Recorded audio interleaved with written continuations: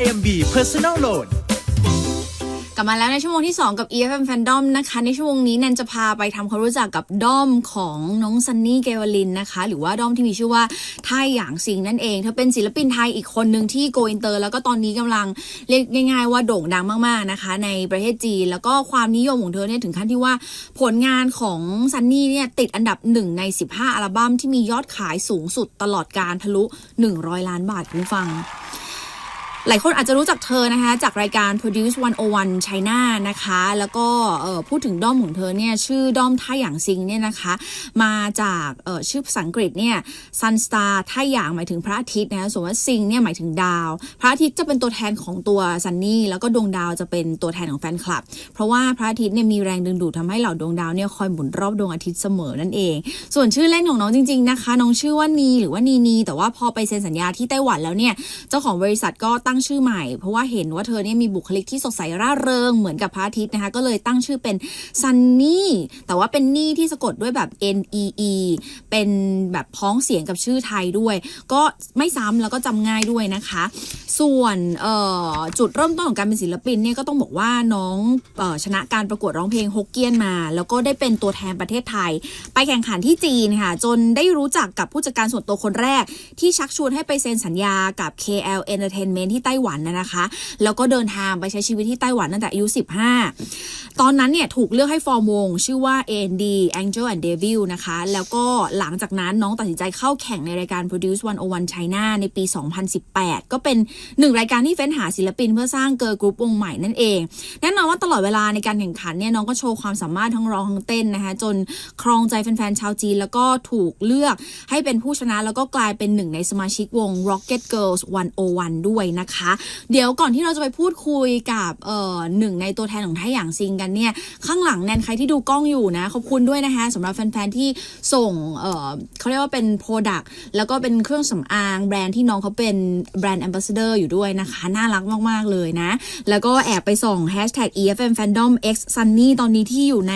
อันดับ1เทรนด์ Twitter Thailand แล้วคุณผู้ฟังคนรักน้องมากมายจริงๆนะคะแล้วเดี๋ยวเราจะมาพูดคุยกันถึงโมเมนต์ที่อยู่ในProduce 101 ที่นันได้ดูคลิปเนี่ยคือ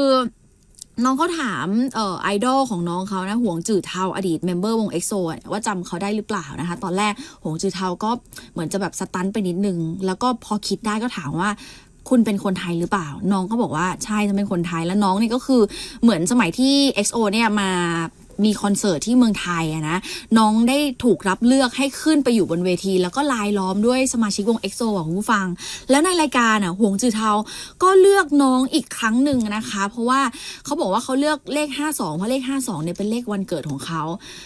ฟังเรื่องนี้แล้วก็ขนลุกเหมือนกันนะเอาเป็นว่าเดี๋ยวเรามาพูดคุยเพิ่มเติมกันนะคะกับแฟนคลับตัวจริงดีกว่าหลังเพลงนี้มาเดี๋ยวเรามาพูดคุยกับ1ตัวแทนจากท่าหยางซิงกันดีกว่านะคะสวัสดีคุณฝ้ายค่ะฮัลโหลสวัสดีค่ะค่ะคุณฝ้ายพูดจีนได้ไหมคะสารภาพว่าเราแอบไปเรียนจีนมาแต่เราตามเขามาเพราะซันนี่เป็นแรงบันดาลใจเลยป่ะใช่เลยค่ะเนี่ยได้นิดหน่อยแบบนิดหน่อยหรอถ้าสมมติว่าตอนนี้ซันนี่เขาฟังอยู่ทักทายหน่อยทักภาษาไทยก็ได้เอาภาษาจีนนิดนึงอุตส่าห์เรียนมาให้เขาภูมิใจโอเค你好你现在工作吗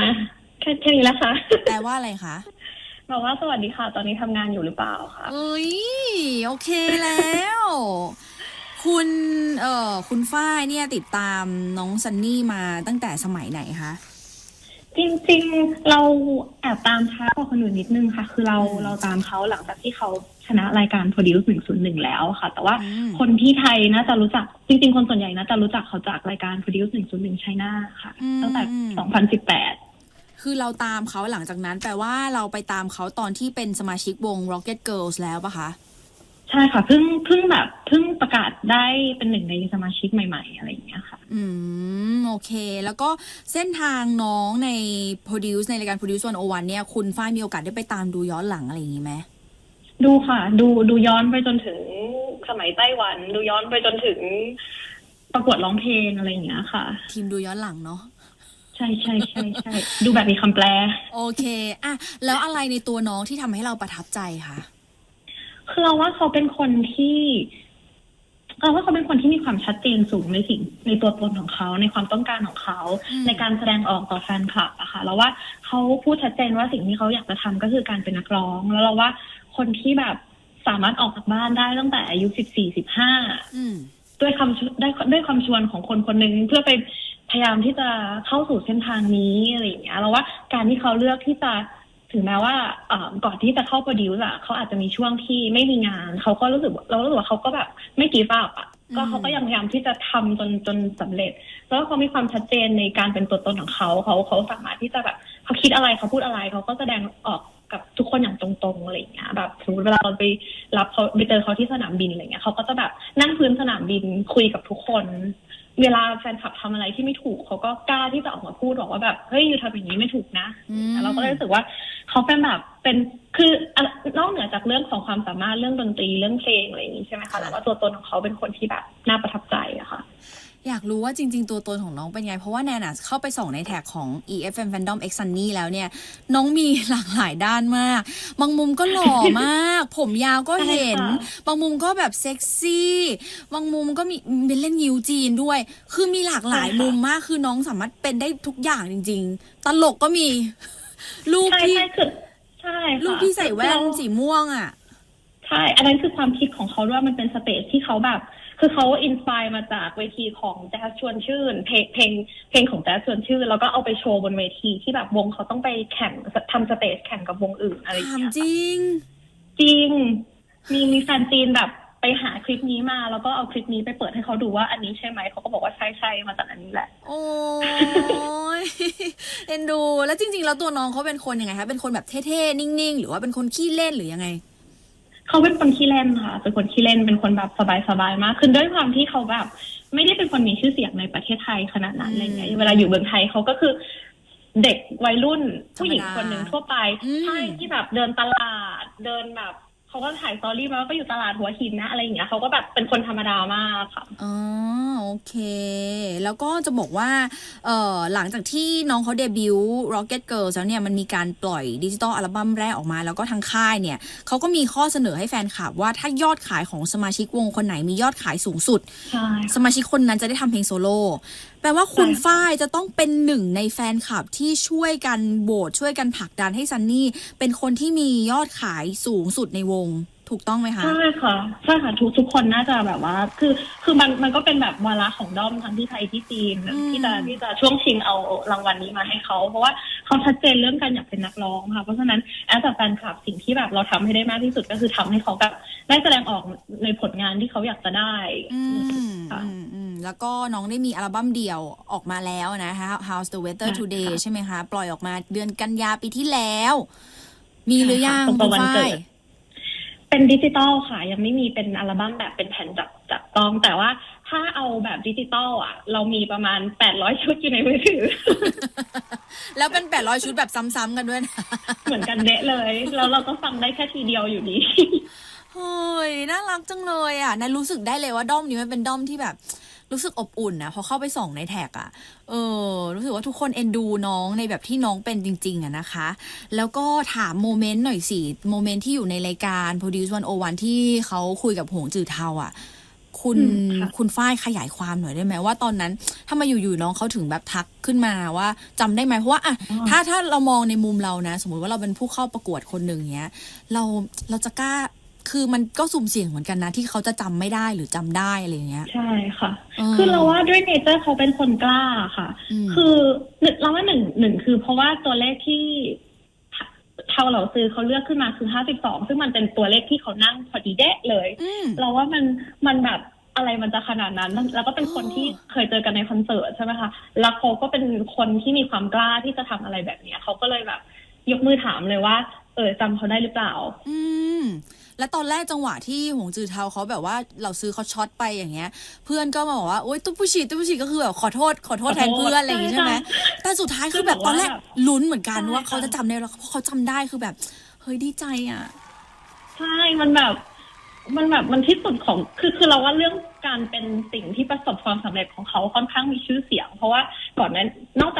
ากเอ็กโซที่เขาเป็นแบบแฟนคลับตัวยงแล้วใช่ไหมคะก็จะมีดาราศิลปินท่านอื่นซึ่งทุกครั้งที่เขาได้เจอเขาก็จะแบบตื่นเต้นแบบเก็บอาการไม่ออกถึงแม้ว่าตัวเองก็จะไปงานเดียวกันในฐานะดาราเหมือนกันเขาก็จะแบบไปยืนเกาะกำแพงเพื่อที่จะรอดาราคนนี้ออกมาแล้วก็อยากจะขอลายเซ็นอะไรอย่างเงี้ยเขาก็แบบเขาค่อนข้างมีเขาเป็นแฟนคลับที่ประสบความสำเร็จมากๆคนหนึ่งค่ะและตอนนี้เขาก็ได้ขยับจากฐานะแฟนคลับมาเป็นศิลปินคนหนึ่งที่ประสบความสำเร็จเหมือนกันแล้วด้วยใช่ค่ะแล้วก็โอกาสดีมากๆที่แบบเขาติดต่อเราซื้อไปแล้วก็เขาก็ยอมแบบมาฟีเจอร์ในเพลงหนึ่งในอัลบั้มของซันนี่ด้วยค่ะอ๋อโอเคก็จากปี 2014 คือเป็นแค่แฟนคลับคนหนึ่งที่ได้ขึ้นมาอยู่บนเวทีแล้วก็ปี 2020 ก็คือเป็นคนที่ออกซิงเกิลด้วยกันสุดยอดเลยเนาะค่ะสุดยอดจริงค่ะเห็นในแท็กก็คือผลงานเนี่ยไม่รู้ว่าอันนี้คือคุณฝ้ายสามารถเล่าได้มากน้อยแค่ไหนเอาที่เท่าที่เราเล่าได้ก็แล้วกันเห็นว่าจะไปคอลแลบกับไลร่าด้วยใช่ไหมคะอันนี้ค่ะเราว่ามันเป็นแค่แบบการที่ทั้งด้อมขยางสิงแล้วก็ด้อมพินของไลลาแบบเล่นเป็นนักสืบกันค่ะเพราะว่าไลลาเคยให้สัมภาษณ์ว่าจะมีโอกาสร่วมงานกับศิลปินในเซาท์อีสต์เอเชียในเอเชียแปซิฟิกด้วยกันเราก็เลยไปนั่งไล่ดูว่าภายใต้ Universal Music มันมีใครที่จะเป็นไปได้บ้างอะไรอย่างเงี้ยค่ะซึ่งซันนี่ก็คือเป็นชื่อหนึ่งในนั้นที่แฟนคลับแบบทำตัวเป็นนักสืบแล้วก็แบบหรือว่าจะเป็นคนนี้นะอะไรอย่างเงี้ยค่ะโอเคก็คงต้องรอดูความชัดเจนกันต่อไปเนาะใช่ค่ะแต่ว่าถ้าเกิดว่ามาจริงๆก็ทุกคนตื่นเต้นมากๆค่ะโอเคสุดท้ายแล้วค่ะคุณฝ้ายฝากถึงชาวไทหยางซิงเป็นตัวแทนของไทหยางซิงก็ได้นะคะหรือว่าจะเป็นความในใจจากคุณฝ้ายก็ได้ที่โอเคอาจจะตกหลุมรักช้าไปหน่อยแต่ว่าก็ตามทันเพื่อนนะข้อมูลแน่นเป๊ะอยู่นะมีไปเรียนภาษาจีนด้วยวันนี้ถ้าสมมุติว่าซันนี่เขามีโอกาสได้ย้อนกลับมาฟัง EFM Fandom หรือว่าวันนี้ถ้าสมมุติว่าทีมงานเราแท็กไปแล้วเขามีโอกาสได้อ่านความรู้สึกเนี่ยอยากจะบอกอะไรน้องเขาคะค่ะก็คิดว่าอย่างแรกเลยก็คืออยากจะยินดีกับข่าวที่ซันนี่จะได้มีทัวร์ไลฟ์เฮาส์ในประเทศจีนค่ะแล้วก็เรางอนนิดหน่อยที่รอบนี้อาจจะไม่ได้มีโอกาสมาจากที่ไทยแต่ว่าถ้าเกิดว่าโควิดหายแล้วได้กลับบ้านแล้วมาง้อกันด้วยสักหนึ่งรอบก็จะดีใจมากๆนะคะแล้วก็ถึงแม้ว่าวันนี้ความฝันที่จะมีอัลบั้มของตัวเองที่จะมีทัวร์ของตัวเองเป็นจริงแล้วก็ต้องห้ามอย่าเพิ่งเลิกเป็นนักร้องนะยังต้องร้องเพลงให้เราฟังต่อไปก่อนช่วงนี้ก่อนที่จะเข้าช่วงทัวร์ก็นอนเยอะๆ18 ชั่วโมงที่ตั้งไว้ต้องนอนให้ถึงเท่าไหร่นะอัลบั้ม18 ชั่วโมงต่อวันเหรอเขาเคยบอกว่าเขาอยากนอนให้ได้18 ชั่วโมงต่อวันแล้วก็เพื่อนในวงก็จะชอบบอกว่าแบบเขาแบบสามารถนอนรวดเดียวได้18 ชั่วโมงแต่เข้าใจแหละเพราะว่าเวลาทำงานเขาก็เต็มที่ใช่ค่ะแล้วก็ที่เคยบอกว่ากำลังเตรียมอัลบั้ม2 ตอนปลายปีตอนนี้พวกเราทุกคนที่ไทยก็เตรียมที่จะงดชานมแล้วก็เก็บเงินค่าขนมเพื่อที่จะสนับสนุนผลงานดีๆอีกชิ้นหนึ่งนะคะแล้วก็ถ้าวันไหนเนี่ยน้องเลือกที่จะเล่นละครก็อยากให้รู้ว่ามีพี่ๆอีกหลายคนที่พร้อมที่จะรำแก้บนไว้อยู่รอวันที่จะได้เห็นบทบาทใหม่ของน้องแล้วก็เราว่าสุดท้ายนี้ค่ะอยากจะฝากให้น้องเชื่อมั่นในตัวเองไม่ว่าอยากจะเป็นอะไรอยากจะทำอะไรเราเชื่อว่าทุกคุณทำได้แน่นอนแล้วก็วันนี้คุณเป็นความสุขของคนอื่นแล้วก็อยากจะให้คุณเป็นความสุขของตัวเองด้วยmake sureว่าตัวเองมีความสุขในทุกๆวันนะแล้วก็สำหรับใครที่เป็นผู้ฟังของ EFM Fandom ที่ยังไม่รู้จักซันนี่แล้วก็อยากจะรู้จักเขามากขึ้นก็มาเจอกันได้ที่ #SUNNEE ได้นะคะโอเคครบถ้วนมากเลยไม่ต้องเสริมอะไรแล้วเป๊ะมากเลยแล้วคุณฝ้ายห้ามเลิกเรียนภาษาจีนด้วยนะกำลังพยายามต่อไปอยู่ค่ะโอเคขอบคุณมากนะคะเซี่ยวันนี้1 เพลงที่อยากฟังคือดีใจด้วยนะถูกไหมใช่ค่ะเพราะว่าคือซันนี่เขายังไม่ได้มีเพลงไทยเป็นของตัวเองอะค่ะแต่ว่านี่เป็น1 ในเพลงที่เขา cover เมื่อเร็วๆนี้แล้วก็เขาก็เป็นแฟนคลับของอิงค์ วลินทรด้วยได้เลยค่ะเดี๋ยวฟังเพลงนี้พร้อมกันนะขอบคุณคุณฝ้ายนะคะสวัสดีค่ะขอบคุณมากเลยค่ะ